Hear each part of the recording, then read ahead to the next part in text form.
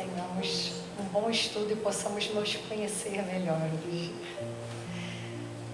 Bom, deixa um pouquinho aqui, gente, a pessoa muito alta. Melhorou. O estudo da noite de hoje, nós trazemos uma proposta trabalhando o conhecimento de ti mesmo, e só para a gente lembrar um pouquinho dessa imagem, que ela não aparece dentro do estudo, então eu quero apresentar para vocês o nosso amigo Sócrates, que ele estará conosco e será falado na noite de hoje. Então vocês memorizem esse rapaz, esse senhor, que é um filósofo, um sábio, um dos precursores do espiritismo, que nós vamos esclarecer melhor dentro do estudo, e é uma figura muito importante para poder trabalhar a temática que nós trouxemos.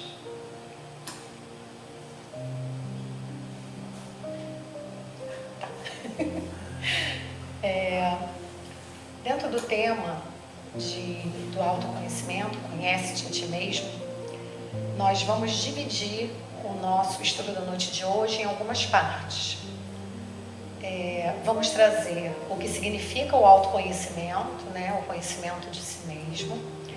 Vamos falar um pouco de Sócrates, como acabei de dar a pista, né, que é um dos precursores do espiritismo, inclusive está presente nas obras espíritas.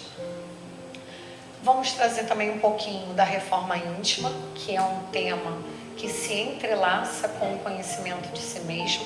Não temos como saber melhor sobre nós se não olharmos para a nossa reforma e para quem desejamos ser. E, por fim, nós vamos falar um pouquinho de como pode acontecer isso, como que esse processo ocorre, como que podemos trabalhar o nosso autoconhecimento. Que ferramentas, o que vamos utilizar para nos conhecermos.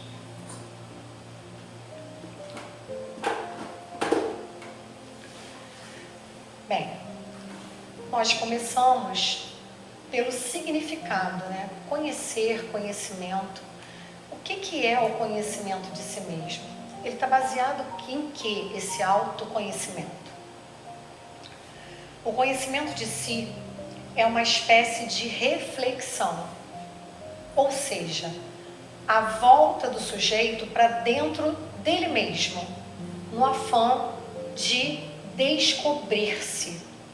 É um processo de descobrimento e de reflexão sobre quem nós somos, onde desejamos chegar, quem nós representamos no mundo em que vivemos.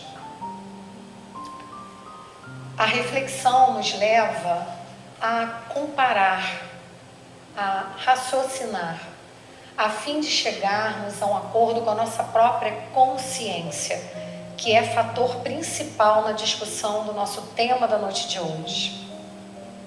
A consciência, ela, inclusive, está presente nos nossos estudos espíritas, no Livro dos Espíritos, na questão 621, onde é feita a pergunta para os espíritos, né? Onde está escrito a lei de Deus? Na consciência. É na consciência que as leis divinas estão inscritas. Mesmo com o véu do esquecimento, durante o nosso processo de encarnação, essas leis divinas vêm conosco, vêm escritas na consciência para quê? Para nos ajudar no processo de aprimoramento e de conhecer nossas virtudes, nossas fraquezas e como podemos para seguir vencendo o que pode nos prejudicar ao longo da nossa caminhada.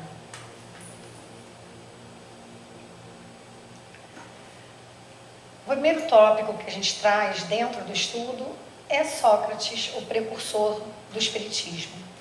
Né? No Livro dos Espíritos, a questão 919, trabalha a questão do autoconhecimento, fala um pouco sobre Santo Agostinho, que nós vamos apresentar no slide seguinte, e fala, né, que um sábio da antiguidade vos disse, conhece-te a ti mesmo. Daí o tema escolhido para a gente trazer para essa noite.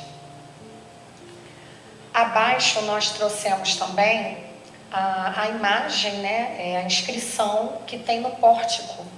Nós vamos pesquisar o que é pórtico.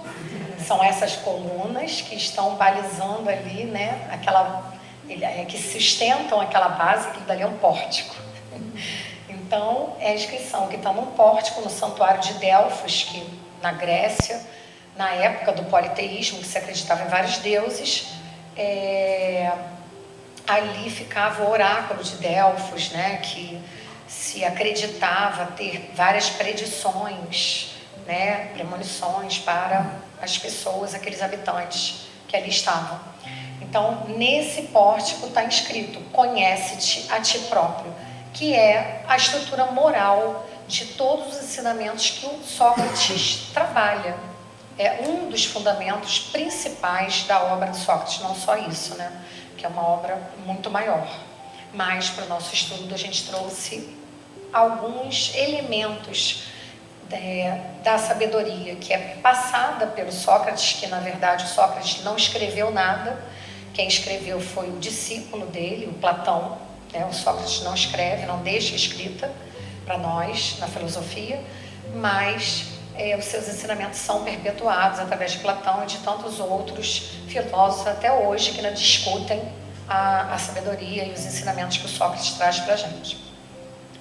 Sócrates é considerado um dos maiores precursores do espiritismo e do cristianismo e lança as bases morais e filosóficas séculos antes de Kardec. Isso está presente, né? Maiores detalhes estão presentes na introdução do Evangelho segundo o Espiritismo, que fala de Sócrates e Platão como precursores do Espiritismo, né? Nós consideramos essas duas figuras, Sócrates e Platão, nós podemos falar que eles promoveram o arado. Eles fizeram o arado para que depois o Espiritismo viesse a colocar as sementes e semear e se expandir e trazer outros frutos. Então, por isso a figura do precursor, né, vem antes, prepara, traz elementos que vão iniciar, que vão ser a base. E uma das bases é esse estímulo ao autoconhecimento que o Sócrates, com base na maiêutica, que era uma técnica de ensino que ele tinha, que era trazer à luz novos conhecimentos, né? A ironia, que era sempre a questão da pergunta, de questões que ele colocava, provocando que a pessoa pudesse trazer o que está dentro de si, pudesse trazer elementos para se descobrir. A sua filosofia defendia a imortalidade, a pré-existência da alma, a reencarnação e os valores morais. Então, muito justo ele estar como precursor.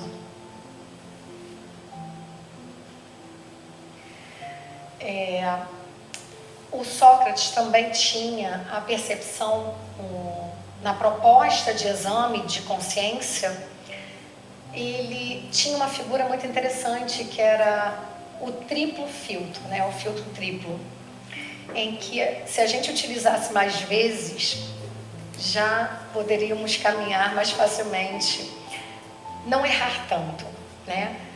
Porque ele propunha, né, como se fossem 3 peneiras.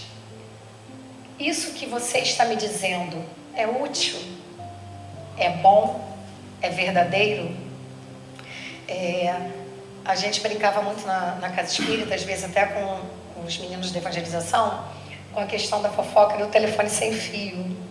Então, a maledicência, por exemplo, não aconteceria, não iria existir se passasse pelos 3 filtros. Porque se alguém viesse falar: olha, Fernanda, você não sabe o que Fernanda fez.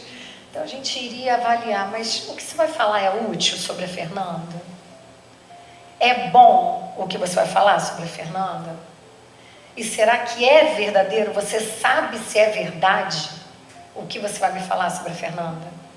Então esses 3 filtros eram filtros que auxiliavam nesse trabalho, nessa perspectiva de melhor olhar para a ação da consciência, para a nossa consciência. E tem uma máxima também do Sócrates muito falada, né? Só sei que nada sei. E Sócrates, como um grande sábio, ele se coloca numa posição de humildade intelectual. Essa fala dele mostra, né, tudo que ele conhecia. E ainda assim, mesmo sendo considerado sábio à época, Ele se colocava numa posição de humildade intelectual. E justamente ao reconhecer a própria ignorância, era o primeiro passo para a sabedoria. Então, olha que ensinamento de humildade para todos nós, né? Com todo o conhecimento que ele tinha, e é reconhecido séculos depois, com todo o reconhecimento que tem.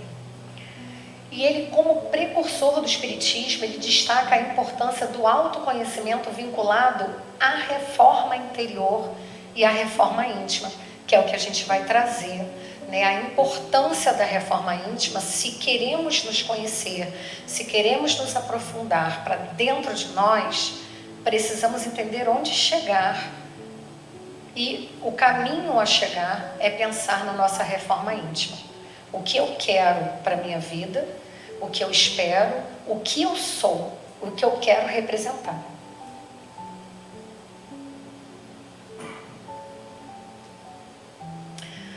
A reforma íntima ela é um processo contínuo de autoconhecimento, de nossa intimidade espiritual. É uma ferramenta para o nosso caminho de conhecimento.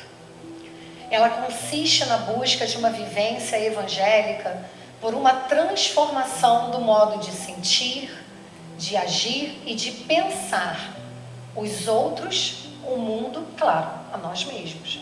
Uma autorreflexão sobre quem nós somos e quem nós representamos dentro do mundo em que estamos.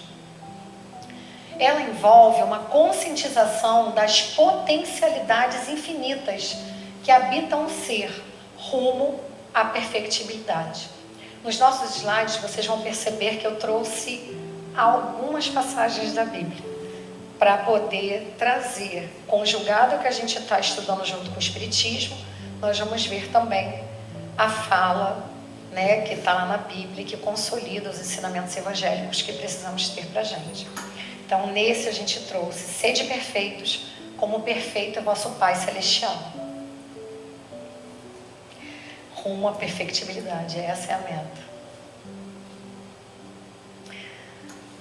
A reforma íntima, ela consiste numa busca de superação das limitações do ser. Nós destacamos a palavra superação, porque a nossa caminhada é uma superação diária, é uma superação constante de nossos vícios, de nossos defeitos, rumo à perfeição. Se nós colocamos sede perfeitos como perfeito é o vosso Pai Celestial. Por quê? Porque sabemos que estamos imperfeitos, mas somos perfectíveis. Mas às vezes é tão distante a gente olhar para Jesus quanto Espírito puro, olhar a atuação de tantos espíritos brilhantes, como Chico Xavier, como tantos outros, que a gente vê e que às vezes a gente fala assim: poxa, mas eu erro tanto, é tão difícil chegar lá. Mas é tijolo por tijolo. Uma casa não se constrói de uma vez, mas tijolo por tijolo. E assim somos nós. Aqui a gente trouxe um pouco para a gente poder pensar, né, sobre os vícios e defeitos que ainda compõem o nosso ser, e que ao olharmos para nós, que possamos perceber as necessidades de mudança que temos, que possamos reconhecer. Porque, né, é muito ruim quando vemos um irmão de caminhada não conseguir reconhecer onde está errando, não conseguir olhar que tem um vício, não conseguir olhar que ainda tem um defeito a vencer. E aí a gente acaba se enganando. Nós trouxemos aqui alguns vícios e defeitos que podem trazer prejuízos para o processo de elevação espiritual, para o processo de melhoria na nossa caminhada. Né? As drogas, a compulsão, os vícios relacionados ao sexo, o mau uso da tecnologia, né, para os nossos dias atuais, a dependência extrema de uma tecnologia ao ponto de abandonar os laços familiares para viver dentro de um mundo de tecnologia, né? Os jogos que estão sendo tão explorados de uma maneira equivocada e propagam apelos sexuais, automutilação, crueldade com animais, tantas coisas ruins que a gente vê, e que existem tantos bons usos, né? Como foi a descoberta do código do DNA, né? De curas de doenças a partir de o computador ajudando a descobrir novos códigos genéticos e novas descobertas que podem trazer tanto benefício para a humanidade. E os defeitos, né? O egoísmo, que é uma das chagas da nossa sociedade, o orgulho, a inveja, a vingança. E quando a gente viu e estava lendo, né, a questão dos defeitos, não tem como a gente olhar para esses que a gente trouxe aqui, esses elementos, e não pensar que estamos vivendo uma guerra. Ah, mas a guerra não está aqui no Brasil. Não importa, estamos vivendo uma guerra. Se somos todos irmãos de caminhada, e se todos estão nessa terra, no planeta de provas e expiações para caminharmos juntos e para aprender, nós também estamos envolvidos em tudo que está acontecendo, não importa que não seja no Brasil. Então a gente vê, né, um envolvimento que o orgulho leva a combater com o outro, a querer, né, a inveja do que o outro tem em outro território, a desejar, a querer, e não importa o que se utilize para fazer. Isso é a gente pensar na nossa reforma íntima, o que eu quero e o que eu não quero ser. Eu acho que isso aqui é o exemplo do que eu não quero ser, é o exemplo do que nós não queremos ser, do que nós podemos fazer diferente.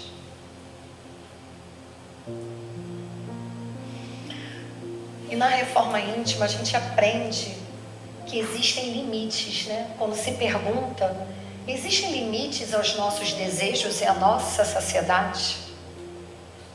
Porque quando a gente fala em autoconhecimento, muitas vezes a gente pensa muito no eu e temos que tomar muito cuidado para, quando avaliarmos o eu, não cairmos no nosso egoísmo e acabarmos somente pensando em nós. E ali, quando a gente pensa na questão do limite, nós trouxemos algumas passagens do Livro dos Espíritos que vão nos ajudar a pensar. No Livro dos Espíritos, a questão 716, né, é feita a pergunta: a natureza não traçou o limite necessário em nossa própria organização? Existe um limite dentro ali da natureza traçado? E os Espíritos respondem: sim, mas o homem é insaciável. A natureza traçou o limite de suas necessidades na sua organização, mas os vícios alteraram a sua constituição e criaram para ele, para o homem, necessidades artificiais, necessidades que não são reais. Então daí os Espíritos dão essa pista para a gente. Que insaciabilidade é essa? É nunca estar satisfeito, é nunca haver limite, é achar que sempre precisa de mais e mais, e principalmente mais no campo material, porque dificilmente se fala assim: eu quero mais e mais no campo espiritual, eu quero mais humildade, eu quero mais paz, eu quero mais alegria, eu quero mais solidariedade, eu quero mais ajuda. Não. O que se ouve, o que se vê no planeta ainda de provas e expiações é: eu quero mais dinheiro, eu quero mais poder, eu quero mais domínio.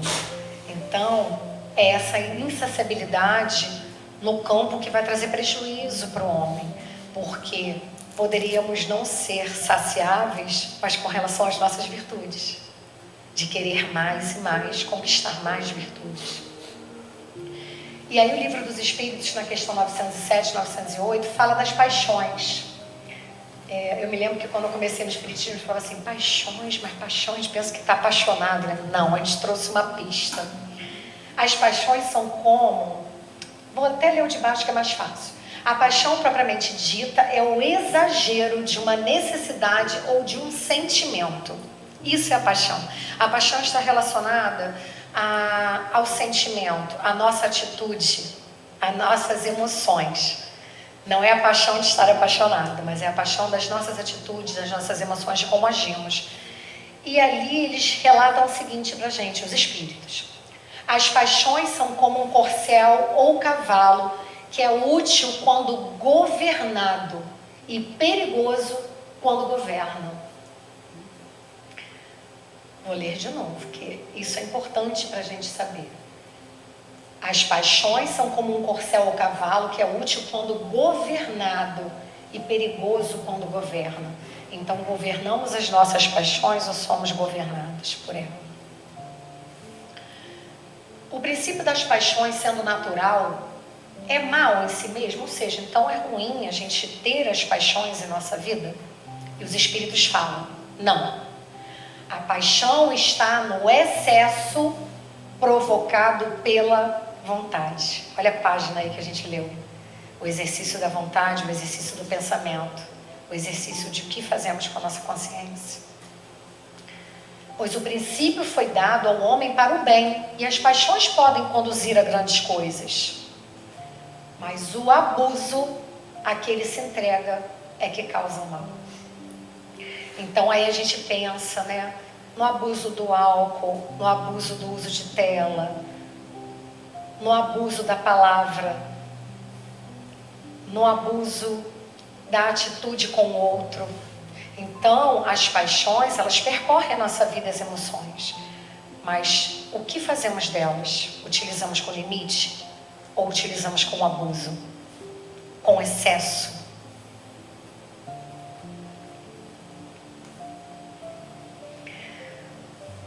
E aí vem a questão, baseada no que a gente falou sobre as paixões, né? Eu domino minhas emoções ou sou dominado por elas? Isso era uma pergunta, uma questão que devemos fazer à nossa consciência com muita frequência. Porque quando estamos tomados pelas emoções, nem sempre entendemos no que estamos errando.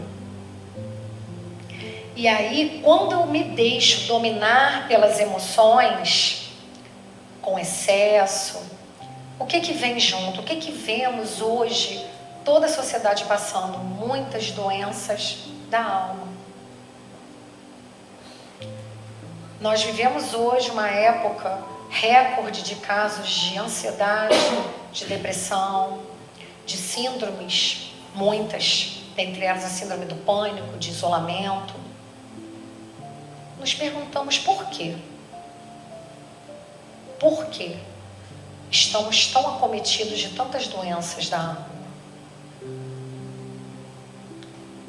Será que devemos perguntar para a nossa consciência? O que estamos fazendo para mudar? O que estamos fazendo para permitir que aquilo ali aconteça? Nós, enquanto espíritas, sabemos que não se trata só da emoção. Que lugares eu estou frequentando? Que amigos espirituais estão comigo? Que companhias físicas estão comigo? Que atitudes estou tomando com a minha vida? Essas são algumas das perguntas para saber se eu me deixo ser dominada pelas paixões ou se as paixões estão me dominando. É um exercício. Nossas atitudes ou emoções se tornam perigosas a partir do momento em que deixamos de poder governá-las, gerando prejuízo qualquer para nós mesmos ou para o outro. Precisamos sair da condição de seres conduzidos pelo meio para passarmos a categoria de condutores de nós mesmos por meio do autoconhecimento. Conhecer as minhas fraquezas e as minhas fragilidades me faz buscar fortalecer para seguir em frente e para não errar de novo. Quando eu admito que eu estou errando em algo, também não basta admitir e continuar errando. Mas desde o momento que eu admito que eu errei num determinado segmento, eu tenho a possibilidade de olhar para mim mesmo e poder tomar uma decisão. A decisão é nossa. A escolha é nossa. Às vezes a gente brincava também, né? Piada espírita. Que as pessoas falam assim, tudo é culpa do obsessor. Ah, meu obsessor que me fez, escorreguei no evangelho. Não ia falar aquilo, mas meu obsessor estava ali e fiz. Não. A gente, por fraqueza, muitas vezes a gente quer culpar o outro. Seja até o outro a nível espiritual. Mas sabemos que todos nós somos médium em qualquer... em níveis diferentes, alguns com a capacidade de ouvir os espíritos, outros com a capacidade de escrever o que os espíritos estão utilizando o senso motor para poder passar. Mas independente de não ter nenhuma dessas faculdades, todos nós somos médiuns, porque nós nos relacionamos sim com o mundo espiritual. Só que temos que ter muito claro, a porta quem abre somos nós. A porta do nosso espírito para entrar em influenciações, para poder errarmos, somos nós que escolhemos, somos nós que fazemos. O livre-arbítrio é dado a nós. E aí nós é que temos que saber que tudo me é lícito e nem tudo me convém. As escolhas são nossas. E aí quando avaliamos através do autoconhecimento, é olhar para dentro de nós e ver que escolhas eu estou tendo. O que eu estou permitindo.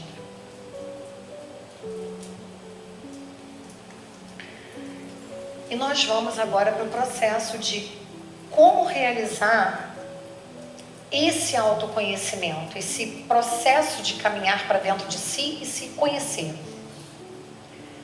Um dos processos, um dos meios de se autoconhecer é pela autoanálise. Nós compreendemos toda a sabedoria dessa máxima, conhece-te a ti mesmo, mas a dificuldade está justamente em se conhecer. A gente entende, quando a gente lê, claro, né? Conhece-te a ti mesmo. É simples, é fácil. Se alguém perguntar o que é o autoconhecimento, voltar para dentro de mim, olhar minhas emoções, pensar sobre o que eu faço, é fácil. O difícil é fazer. É empreendermos o que é necessário fazer, principalmente quando o remédio é amargo. Santo Agostinho, na questão 919, que a gente já comentou um pouquinho lá atrás, do Livro dos Espíritos, ele traz uma pista para a gente, que ele propõe uma análise diária para realizar a nossa reforma íntima. De que forma? Vou pedir a você para ler para mim. Fazei o que eu fazia quando vivi na terra. No fim de cada dia, interrogava minha consciência, revia o que havia feito e me perguntava se não tinha faltado ao cumprimento de algum dever, se ninguém teria motivo para se queixar de mim. Quando estáis indecisos quanto ao valor de vossas ações, perguntai como as qualificareis se tivessem sido praticadas por outra pessoa.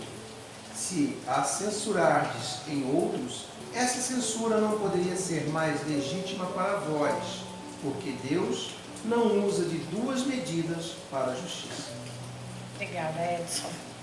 Então, assim, Santo Agostinho, ele traz, né, a gente trouxe um trechinho lá no Livro dos Espíritos, é bem maior, tá, gente, o texto, mas a gente trouxe um pouquinho para a gente poder entender, porque o Santo Agostinho, ele fazia uma proposta que todos os dias a gente pudesse pesar o que fizemos.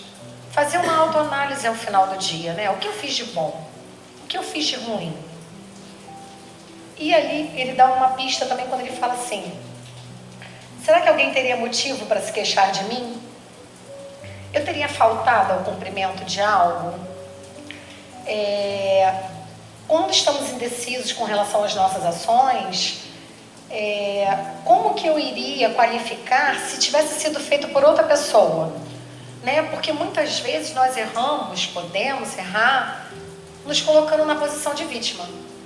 Então a gente fala assim: não, mas porque foi comigo, tudo bem, mas fulano não pode fazer. Eu errei, mas errei. Não, foi sem querer. É igual a criança, né? O meu foi sem querer, mas o que o outro fez, não. O outro, as crianças costumam falar muito isso lá na escola: tia, ele me bateu, você não fez nada? É mais ou menos isso. Eu acho que a gente ainda tem esse pensamento infante. A gente faz, mas acha que o nosso é menor do que o outro fez pra gente. E ele coloca, né? Ele traz pra gente, relembra pra gente que a censura não poderia ser mais legítima para vós, porque Deus não usa de duas medidas para a justiça. Então, Santo Agostinho, que ele traz bem claro para a gente a justiça divina, que não erra o caminho, que ninguém tem o que não deveria ter, não erra endereço. A gente, quando escolheu, entrou lá na fila lá de milhões lá para poder estar aqui, como a gente está agora, que não é por acaso, nós viemos com propósito, né? Eu lembro quando eu comecei no Espiritismo, uma prima falava assim, todo mundo tem uma missão, tem que descobrir qual é a missão que veio. Esquece não que ninguém está aqui a passeio. A gente não veio a passeio. Todo mundo tem uma missão para cumprir, né? E outra piada espírita, que tinha um amigo espírita também, que falava assim, olha, se você vai virar espírita, decide agora, porque depois que você for, o compromisso já está dado. É mais ou menos isso, né? A quem muito for dado, muito será cobrado. E nós temos o conhecimento. E quanto mais conhecimento temos, mais temos responsabilidade, né? Meio Homem-Aranha, muitos poderes, muitas responsabilidades. Quanto mais conhecemos, mais temos responsabilidade com as nossas ações. Nós trouxemos ali, quase que eu passo, nós trouxemos também um trechinho do Evangelho segundo o Espiritismo, no capítulo 17, Sede Perfeitos, que tem a ver com o que nós trouxemos antes. Reconhece-se o verdadeiro espírita pela sua transformação moral e pelo esforço que empreende no domínio das más inclinações. Então é isso, é vencer, é buscarmos, né? A neurolinguística fala que não devemos falar tentar, mas que vamos buscar, conseguir vencer. Ah, eu vou tentar. Não, eu quero conseguir vencer o que me aflige. Eu quero conseguir vencer o que eu ainda erro.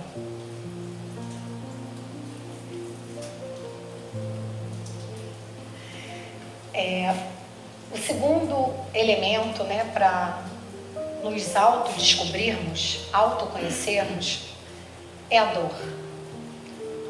Momentos de dor provocam na alma o despertar da consciência e ampliam nossa sensibilidade. É nos momentos difíceis, dolorosos, que somos naturalmente levados a meditar sobre os motivos e origem dos nossos erros. Bem sabemos. É na própria limitação que descobrimos o que existe de infinito em nós. É justamente no momento em que... Quem nunca viu a passagem da Pegadas na Areia, né? No momento em que achamos que estamos sozinhos, é no momento em que somos carregados e não estamos sozinhos. Essa é a fé mais pura que precisamos ter.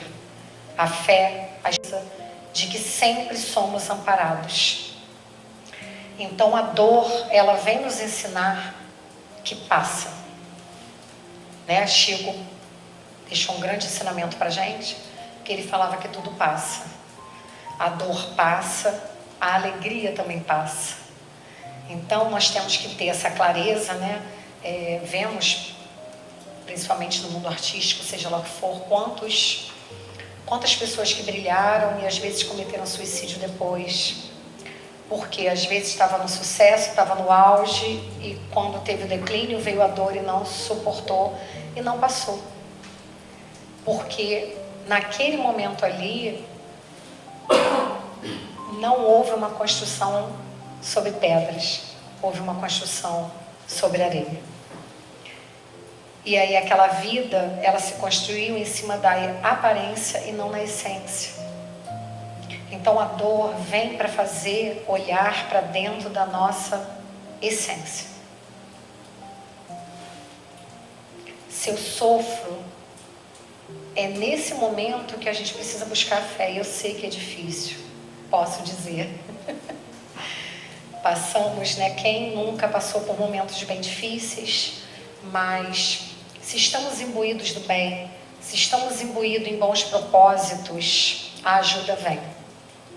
De várias formas, tanto na parte material, com mãos que ajudam, com abraços, com esperança, quanto do lado espiritual. Por isso, para o nosso autoconhecimento e para a nossa reforma íntima, a importância de saber o que fazemos e com quem andamos e onde frequentamos e quem somos. Em todos os dias da nossa rotina. Porque se nos imbuímos de valores que vão depreciar quem nós somos na essência, no momento de dor pode ser bem mais difícil. Bem-aventurados os aflitos. Está lá no Evangelho, capítulo 5. Muito importante nos momentos de dor ler, porque é um alento. Bem-aventurados os aflitos traz tudo o que a gente precisa ouvir nos momentos de dor.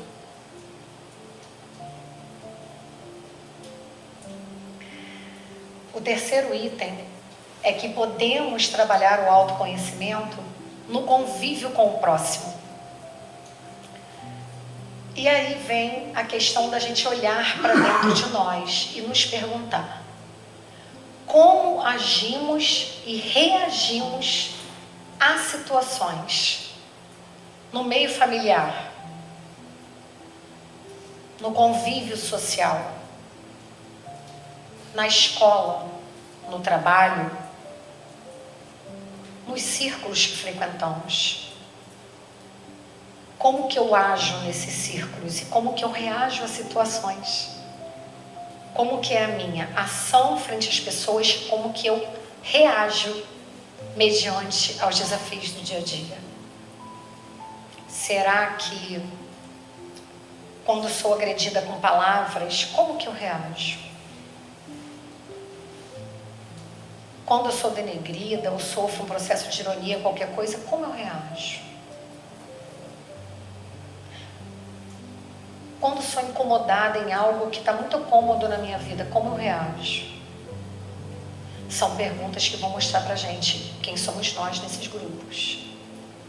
Eu respeito, eu ouço, eu aceito críticas, eu sou humilde diante do que as pessoas me expõem.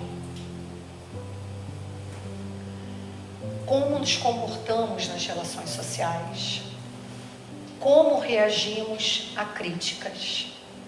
Como lidamos com nossos erros? Isso é aprendizado de vida inteira. Não é o que a gente está trazendo hoje, que é uma fórmula para o nosso autoconhecimento, mas é reflexão diária. Isso aqui é para a vida, para a nossa caminhada inteira. Nós trouxemos amar ao próximo como a si mesmo. Então, se tentarmos praticar essa máxima que o Cristo deixou para nós, nós agiremos melhor no meio familiar, no convívio social, na escola, no trabalho e todos os círculos que frequentarmos. Porque o amor vai nos dar a dose que precisamos para prosseguir, para amarmos e sermos amados, respeitarmos, sermos respeitados. São Francisco já nos ensinou, né? A fórmula está ali, é uma delas, né? E se praticarmos essa reciprocidade, significa que estamos nos conhecendo melhor e fazendo boas escolhas.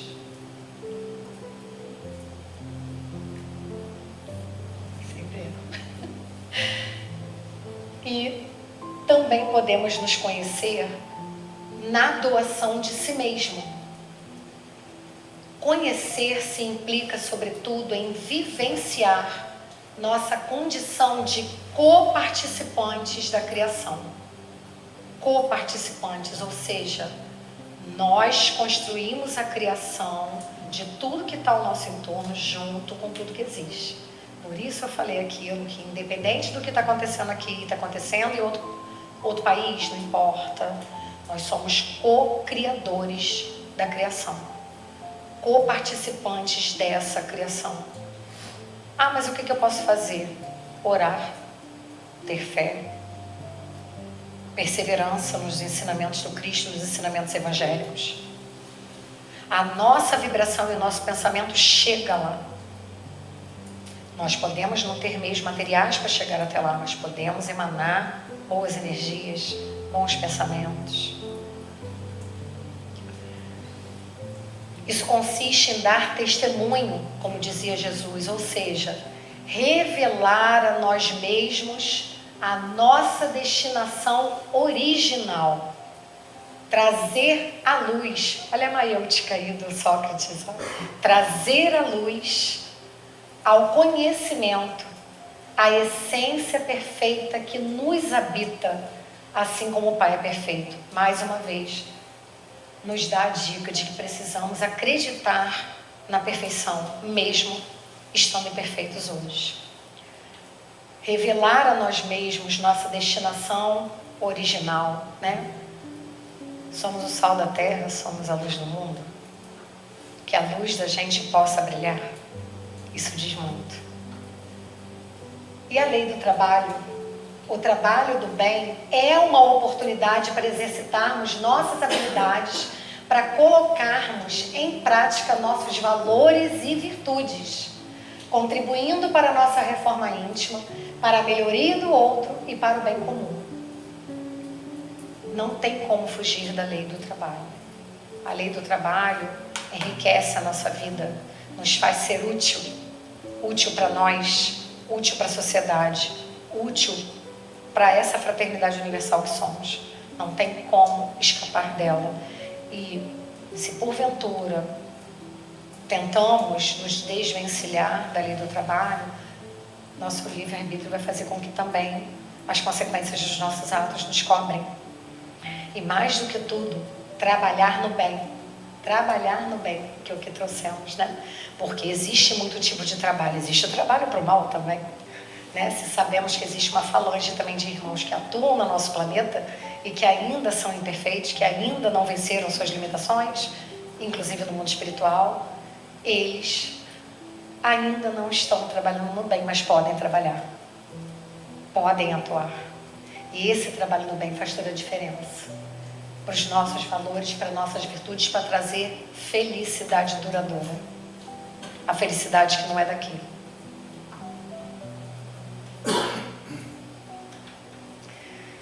Estamos concluindo. Antes da conclusão, já estou esquecendo.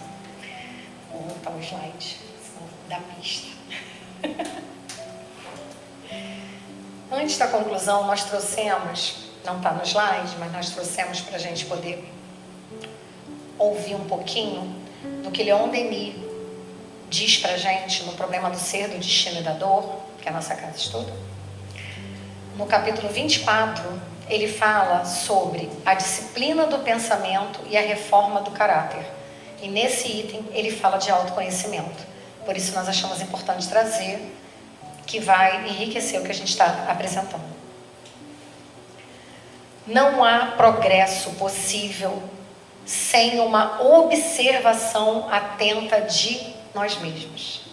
Não há progresso possível sem uma observação atenta de nós mesmos.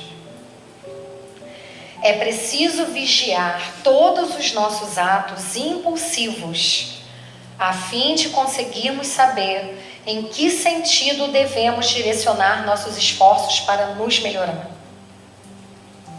Primeiro, regular a vida física. Reduzir as necessidades materiais ao necessário.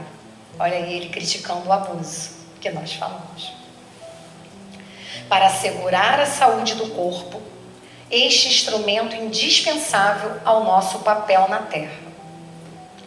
Depois, disciplinar nossas impressões, nossas emoções, exercitar-nos em dominá-las, em utilizá-las como agentes de nosso aperfeiçoamento moral. Então, tudo a ver com o que nós falamos, com as limitações, com o controle, a necessidade do controle, de não haver o abuso, e tudo isso rumando para o aperfeiçoamento moral. Aprender, sobretudo, a esquecer de nós mesmos, combater o egoísmo, a fazer o sacrifício do eu, a nos despojar de qualquer sentimento de egoísmo. Só somos verdadeiramente felizes neste mundo na medida em que sabemos esquecer a nós mesmos. E aí eu vou dar só um trechinho de outro dele, é pequenininho, mas só para a gente poder saber, porque a gente fala assim, mas é tão difícil, será que eu vou conseguir mudar a mim mesmo? será que eu vou conseguir vencer isso em mim? Será? E aí ele fala, querer é poder. A potência da vontade é ilimitada. Saiba que tudo o que deseje de bem, de bom, deve cumprir-se cedo ou tarde, inevitavelmente. Seja no presente, seja na sequência de suas existências, desde que seu pensamento esteja de acordo com a lei divina.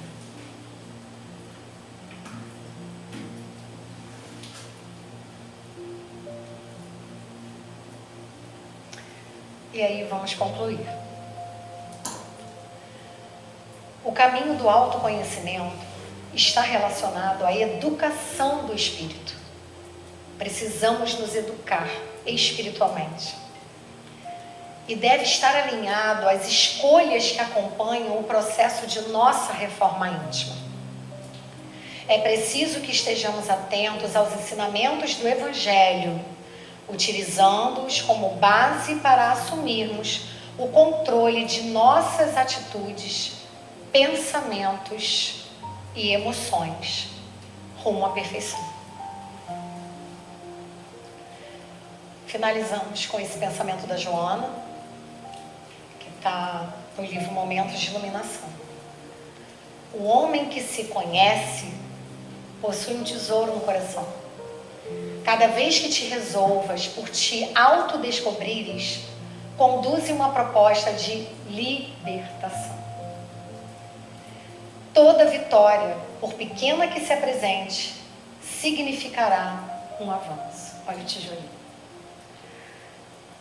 Porque onde estiver vosso tesouro, aí também estará o vosso coração. Obrigada. Graças a Deus.